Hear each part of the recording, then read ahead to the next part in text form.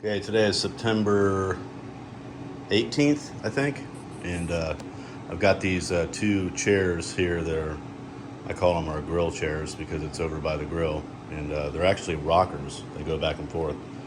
So anyway, we've had them for, I guess, since we first moved in, and they're obviously in disrepair, as you can see, and in desperate need of repair and refinishing. So I just wanted to get a before and then an after. I think I'm going to use whatever I can find up there to fix the slats if I can. Otherwise, I'll go to Lowe's and get some materials. Okay, today is September 19th, and I've gotten the this white ash milled down and cut. So the piece here on this end is longer than that one, and then that one and that one. So that it's kind of at an angle, which also kind of follows the angle of the chairs. I don't have them secured down yet, but what I did is the original wood over there was a 1/2 inch thick, and I was going to go with 3/4, but I decided to make it 5/8. So I milled it down to 5/8, and then I did a slight round over on the outside edge of the top of each one of them. So what I'm going to do now is get these attached. I'm going to use the original pieces as a template to know where I need to put the holes, and then there's a screw that comes up from underneath that will I'll have to pre-drill those slightly, but a screw holds them down from underneath. And then the next step is going to be to take the backs of the chairs, which this is the old wood here, and I'm going to use this as a template to make my the new backs. I was going to do just a solid ash piece, but I do like this this being split in the middle.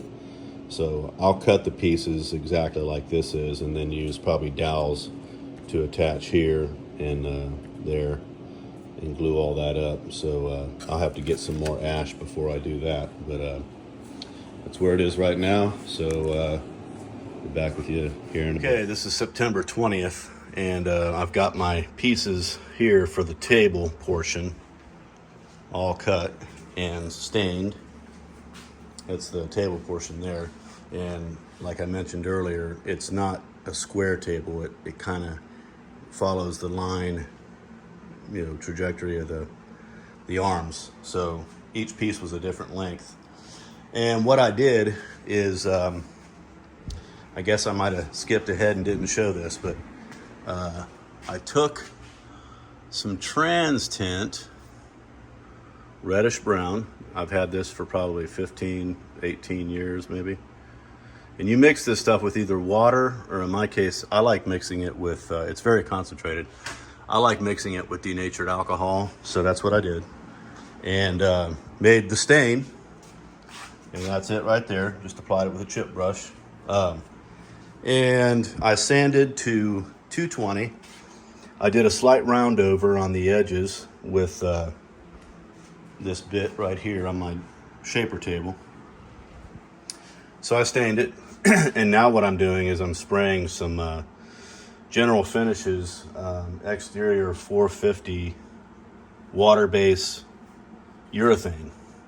And so I'm going to put probably 5 coats on it. So I'll do 5 coats on the top, 5 coats on the bottom, and that's this stuff right here. Very good stuff. Works very well for exterior type furniture pieces. So that's where that is. The next thing I'm going to do is I bought a little jig here. This is a 1/4 inch dowel jig, so that I can make these pieces out of ash, and I'll drill these for dowels and then glue it together, because I want to try to reproduce this same thing except using ash. So that's where things are right now. Be back in okay, what I've done here is I've gotten all the pieces ready for the back.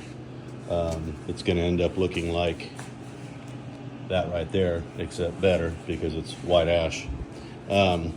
And so I've got the outline of the top piece made, or drawn out. So I'll cut that out on my bandsaw.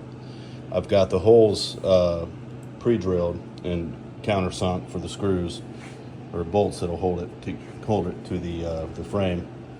And I went ahead and I used the dowel jig I picked up at the woodwork shop over here. Going to use 1/4-inch dowels. And so what this thing does is it helps you to determine where the dowels need to be. So you clamp your piece of wood up to it. And I'll show this tomorrow. I guess I didn't video today, but I'll show it tomorrow. But when I do the second one, I drilled all the dowel holes. Well, not on that side there. It's over here. But you'll notice too, it's not centered, and that's intentional because I wanted to make this wood a little bit thicker than the other, the original stuff on that. And so, because this is for 1/4-inch dowels, they're assuming that you're going to use thinner stock. But I wanted this to be 3/4 stock, so that's why I did that. But anyway, I'm going to go ahead and get this glued up, and okay, there it is. So there are dowels going this way and coming down this way, as well as going this way into this board. So it's attached. So this piece is attached to there, there, there, and there. And then it's also attached here. You get the point. So it was a little bit nerve-wracking, but they did all line up. So the jig works. That thing was only 25 bucks. So it'll come in handy for this project as well as others. So tomorrow I'll show how I actually do the dowels with this jig here. And I'm going to let this dry for maybe 30 minutes, and then I'm going to peel the excess glue away carefully with a little chisel here. And that way I won't be gumming up my sandpaper when I sand it tomorrow. So, all right, that's going to be a wrap. Okay, September 21st, 2023. And I'm getting ready to cut this. I don't know if you can see that, but I have a line drawn right here that it's kind of radiused to create the profile I want for the top part of the seat. Here we go.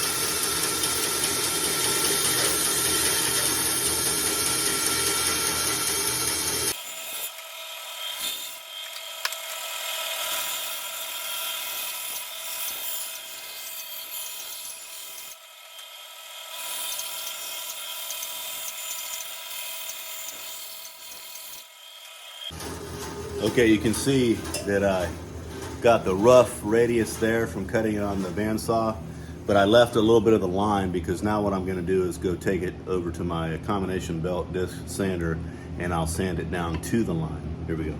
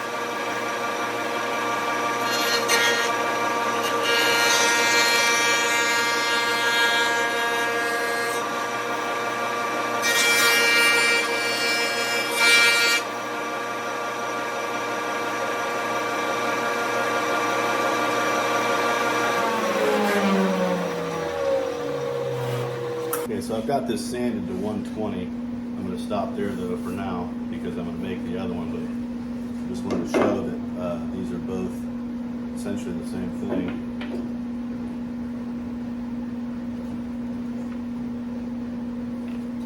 So this is the old one, obviously. Here's the new one, and now I'm going to go on to making the other one.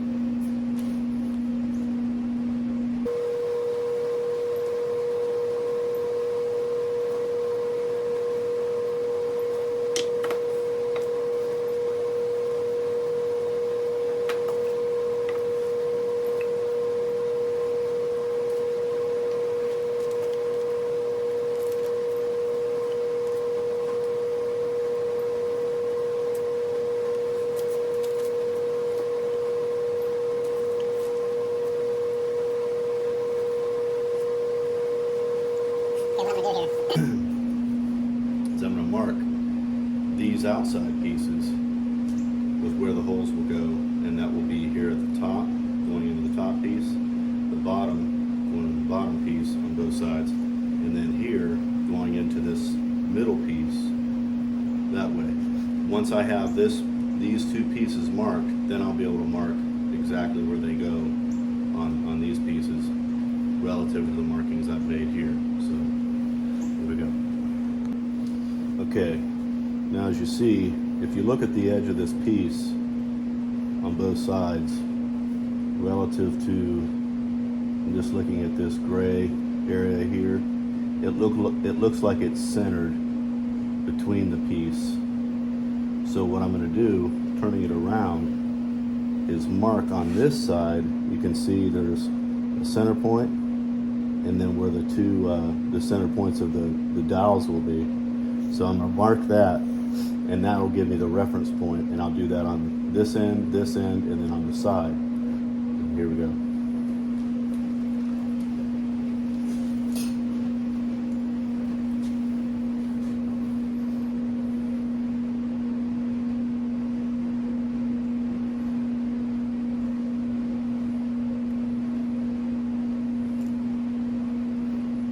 Okay, I don't know if you can see that, but I made 3 marks. One that's in the exact center, and then the 2 for the actual dowels. And there it is. So I'll do that on this end, and then on the side, and the same to the other piece, and then I'll be back. Now, to make sure that I'm centered on here, I can eyeball that and probably get very, very close.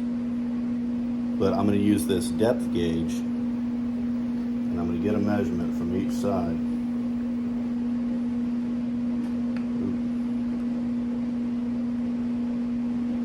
And I'm going to lock it in place. And I'm going to check the other side.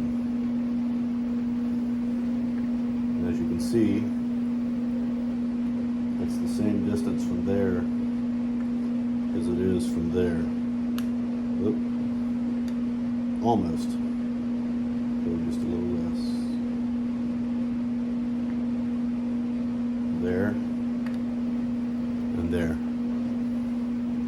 Okay, so now I know it's centered. I can mark it.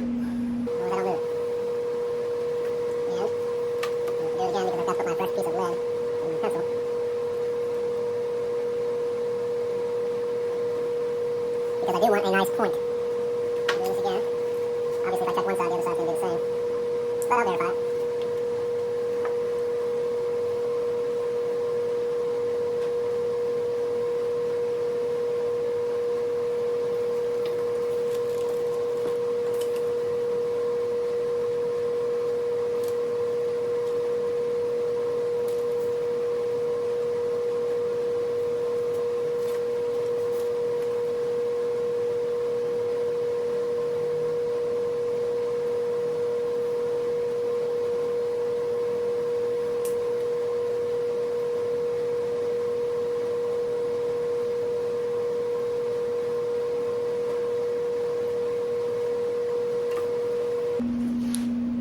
Okay, so that's one.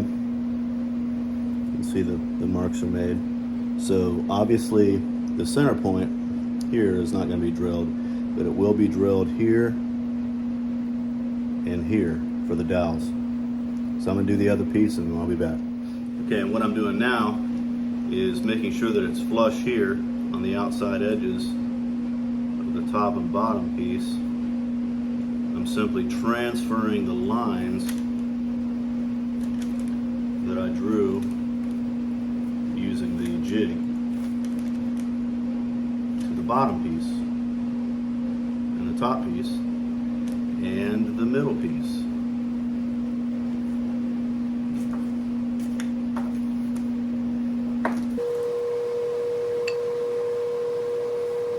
And on this, I'm just going to eyeball and make sure that the centerpiece is centered within the two, top and bottom.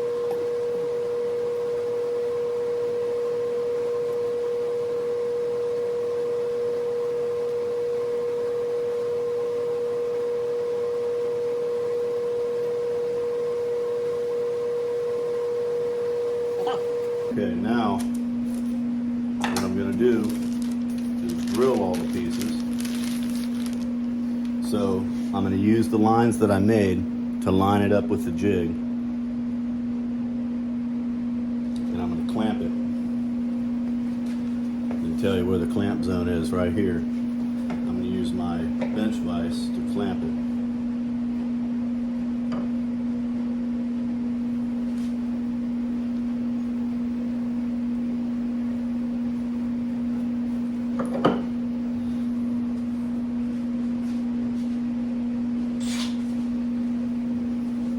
And then they provide this drill bit as well as a collar that you can adjust for the depth of hole that you need to drill. So drill these.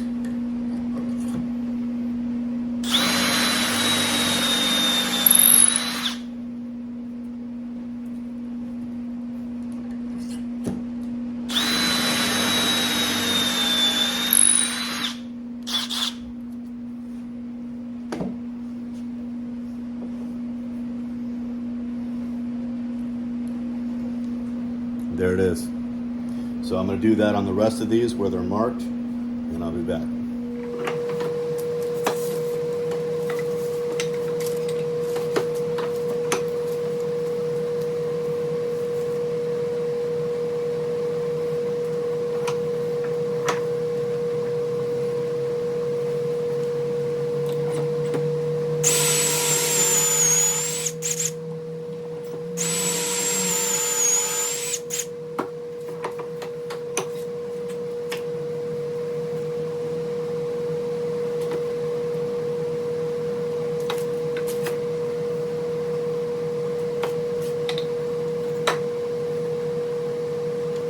Do a dry fit run.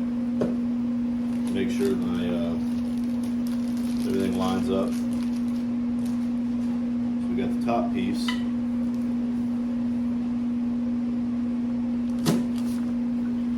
Middle piece. Bottom piece.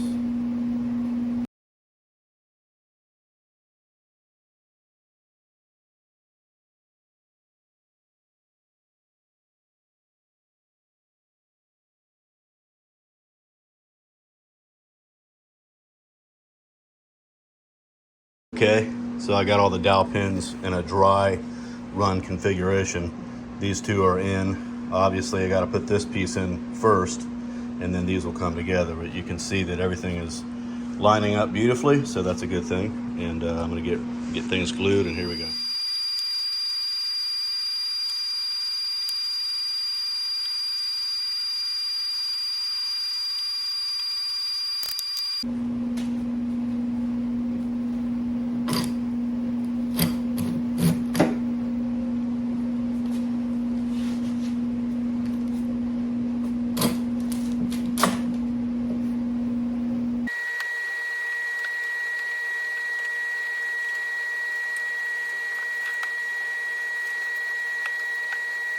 And there we go.